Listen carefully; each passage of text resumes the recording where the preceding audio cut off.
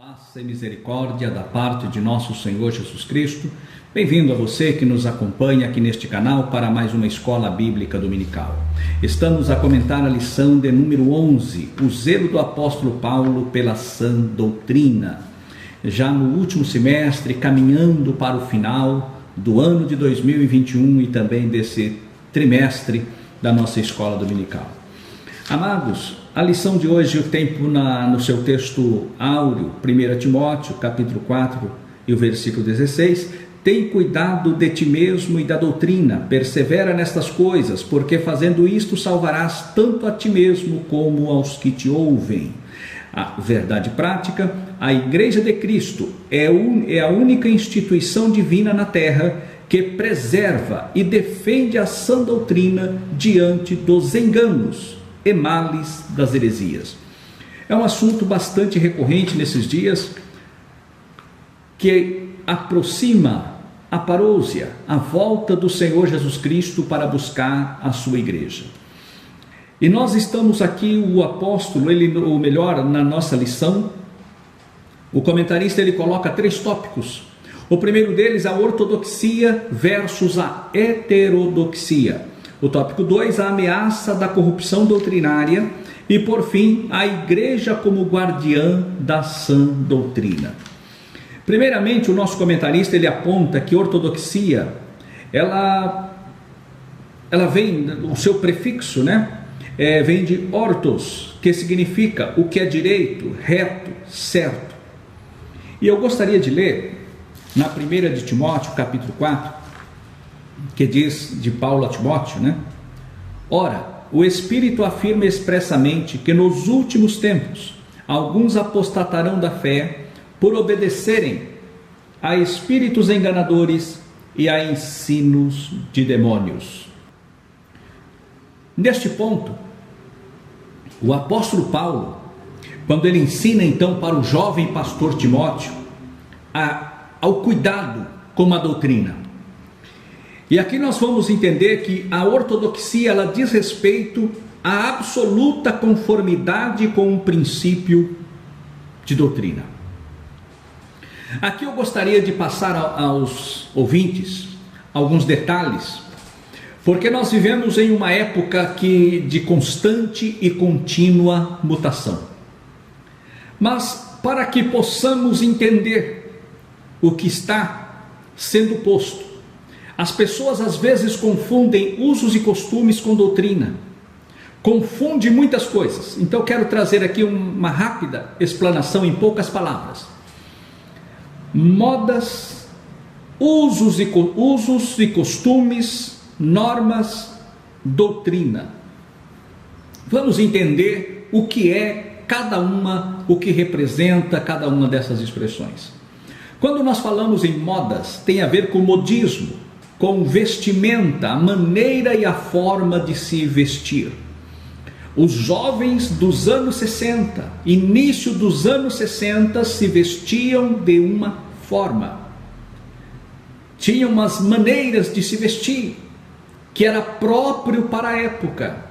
E aqueles que assim vestiam eram tidos como jovens avançados, dentro daquele movimento contra a cultura que brotou nos anos 60.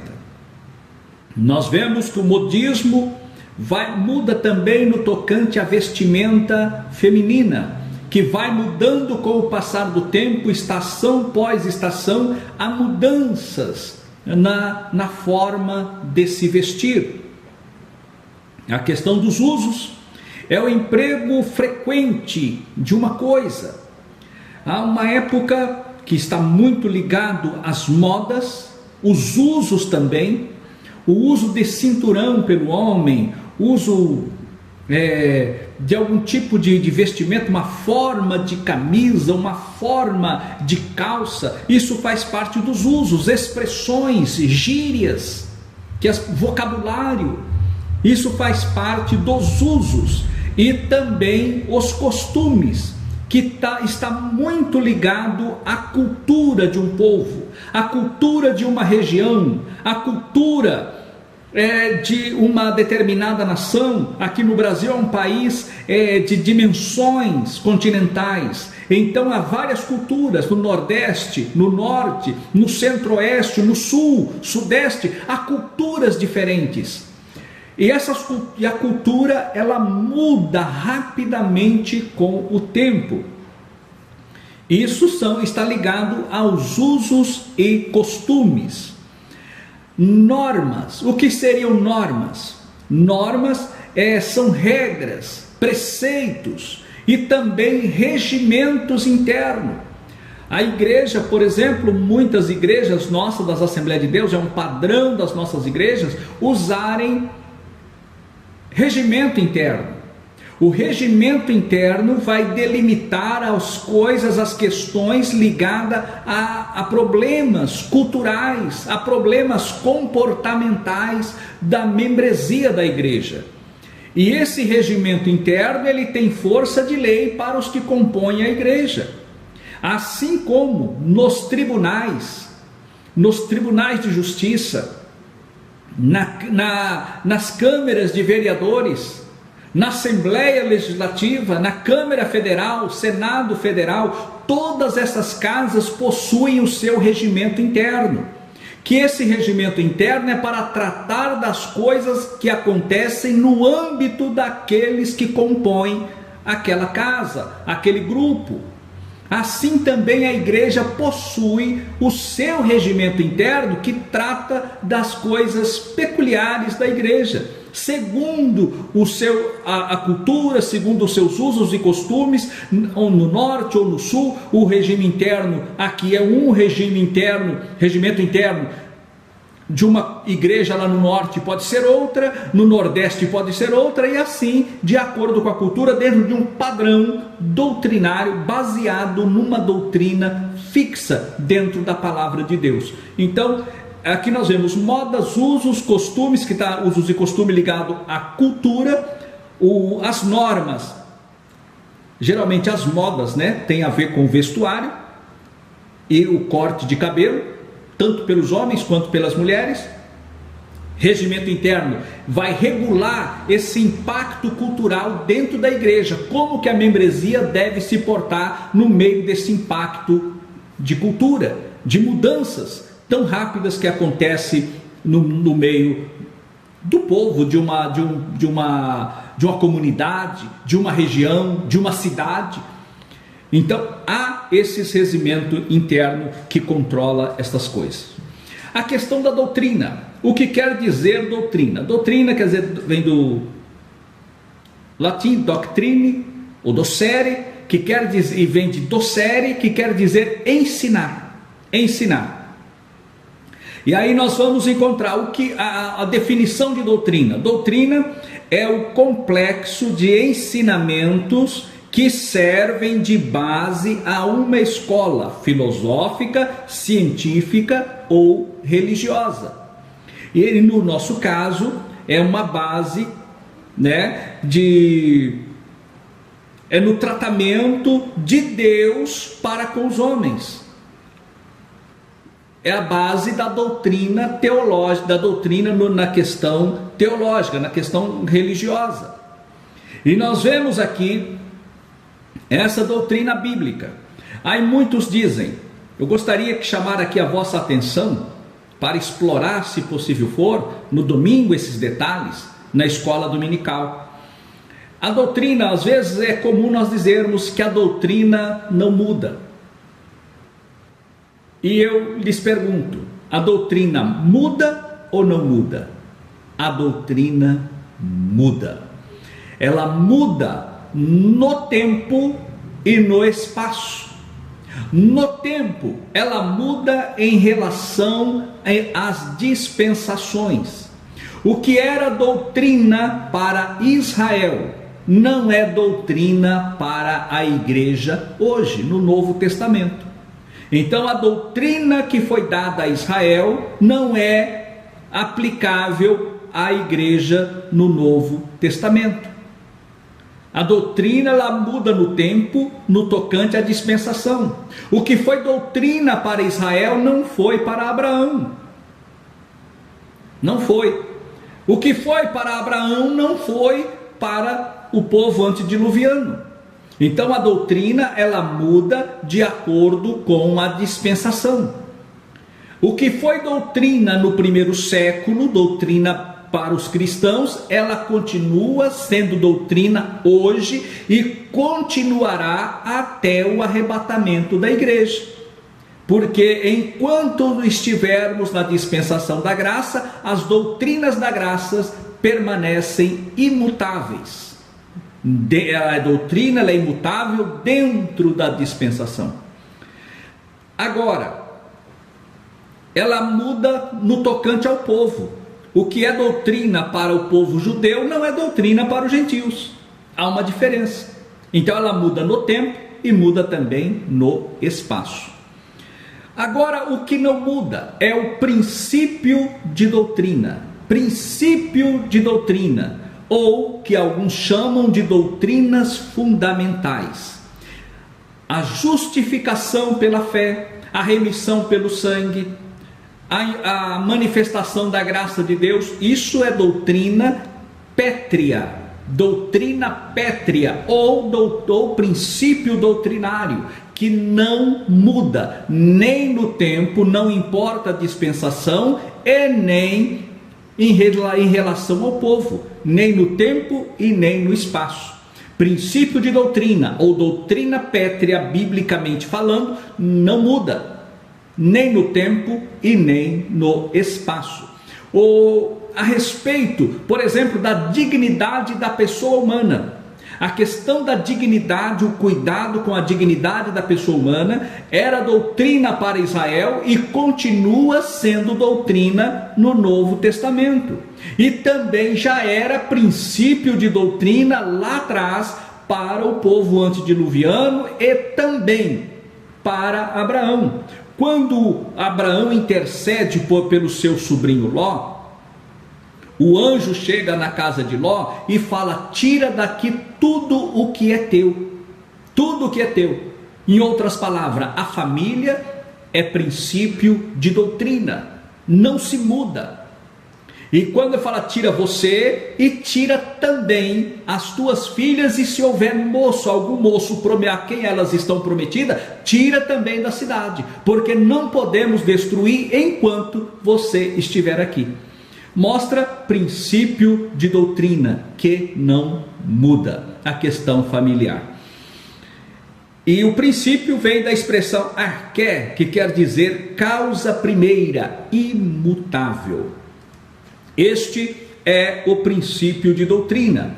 E nós vamos aprender que a doutrina ortodoxa, ela está firmada nos princípios doutrinários, que são imutáveis. Já a ortodoxa é aquela que não muda, aquela que é firme, que é reto, que é certo. Já a doutrina, o conceito, de doutrina heterodoxa, ela muda, ela vem da expressão heteros, que significa diverso. Isto vale dizer que ela comporta opiniões e posições, explicações diferentes umas das outras. Então, a doutrina heterodoxa. A igreja não esposa este tipo de doutrina heterodoxa, que Paulo a chama de doutrina de demônios. Doutrina de demônios. No capítulo 4 de 1 Coríntios, versículo 2, pela hipocrisia dos homens falam mentiras, e que têm cauterizada a própria consciência, que proíbem casamento, exigem abstinência de alimentos que Deus criou para serem recebidos com ações de graça pelos fiéis e por quantos conhecem plenamente a verdade. Aqui nós vamos ver que Paulo, ele ensina a Timóteo como deve se portar o ensinamento bíblico, tirando aquilo que é mal, aquilo que é heterodoxo, aquilo que não combina com a palavra de Deus.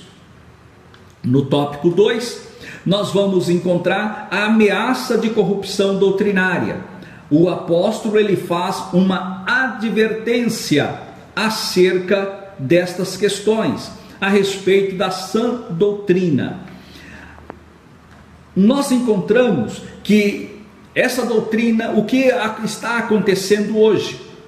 Hoje, nos nossos dias, estamos vendo uma miscelânea, pessoas trazendo objetos que eram parte do culto judaico na antiga aliança e colocam nos púlpitos.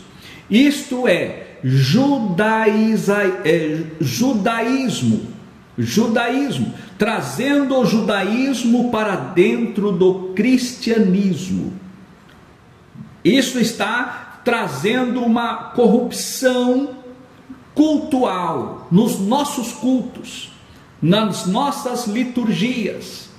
Por exemplo, nós podemos ver o que acontece na questão doutrinária. Alguém vai a Israel, pega uma pedra lá de Israel e traz para o Brasil, coloca dentro do templo e diz: as pedras estão pregando. Isto que é uma heresia, é um ensinamento errôneo, é uma doutrina heterodoxa que não condiz com a verdade bíblica. É engodo, é mentira, é engano que leva as pessoas a contribuírem, a ofertarem até mesmo aquilo que não tem para conquistar bens materiais, com prejuízo da sua vida e do seu culto espiritual e relacionamento com Deus. Nós encontramos que lá no primeiro século havia um problema doutrinário. Havia os judaizantes que queriam implantar nos gentios a liturgia do culto cerimonial judaico para os gentios. Os gentios queriam viver na libertinagem que gozavam antes do evangelho na sua vida pregressa. E aí nós encontramos uma seita que surge dessa mistura judaico-cristã chamada gnosticismo, onde o corpo para nada presta, que o mundo nada mais é que uma prisão de Deus, e tudo que Deus tiver que fazer fará através do Espírito, e que o nosso corpo pode fazer o que quiser, prostituir, beber, fazer tudo o que não deve, que é possível. Isso é o que? Uma doutrina heterodoxa, é algo herético, assim como temos hoje as igrejas que defendem, propagam e são exclusivas de homossexuais. O homossexualismo é pecado. Cada um tem a prática que quer, mas a Bíblia diz que é pecado, é abominação a Deus. E por ser abominação a Deus, não faz parte da doutrina ortodoxa. E no entanto, há aqueles que assim defendem e criaram a própria igreja para abraçar as suas práticas imundas e reprováveis pelo Eterno Todo-Poderoso. A Bíblia condena. E outros que estão trazendo fábulas, como alguns pregadores, ensinadores, que chegaram à capacidade de dizer que Jesus criava, porque ele era Deus, ele criava um móvel de um dia para o outro, de uma semana para outra, os móveis estavam prontos, ganhou dinheiro, construiu casa na praia. Isto é heresia, isto é fábula de mente que não tem a conversão em Cristo Jesus e que perdeu a comunhão com o céu para trazer uma tamanha heresia, uma tamanha fábula, uma tamanha mentira desta para ensinar e provocar emocionalismo no povo. Este é o tempo que estamos passando. Mas a igreja, ela é a coluna e firmeza da verdade. A igreja é a guardiã da sã doutrina do Evangelho de nosso Senhor Jesus Cristo. O objetivo, aqui nós vamos encontrar, o objetivo do zelo pela sã doutrina. A finalidade da defesa da doutrina é o amor, como prática sincera da fé em Cristo. O falso ensino E os falsos mestres geram contenda, dissensões, gangrenas na comunhão. Logo, não há cristianismo ortodoxo sem a prática do amor, de um coração puro e de uma fé não fingida. O amor é a base para tudo, é a base para a obediência, é a base para o evangelismo. O amor é a base, faz parte, é uma das doutrinas pétreas, princípio doutrinário, o amor. Tanto é que quando o Senhor, quando indagado por aquele doutor da lei, ele pergunta: o que diz a lei? Como você interpretas? E ele então responde: amarás ao Senhor teu Deus de todo o teu coração, de toda a tua alma, de todo o teu entendimento, e ao teu próximo como a ti mesmo. Aí o Senhor diz: respondeste bem, faze isto e viverás. E ele, para querer justificar, e ele fala: quem é o meu próximo? E o Senhor então narra aquela maravilhosa parábola do bom samaritano, para mostrar para aquele homem quem era o seu próximo.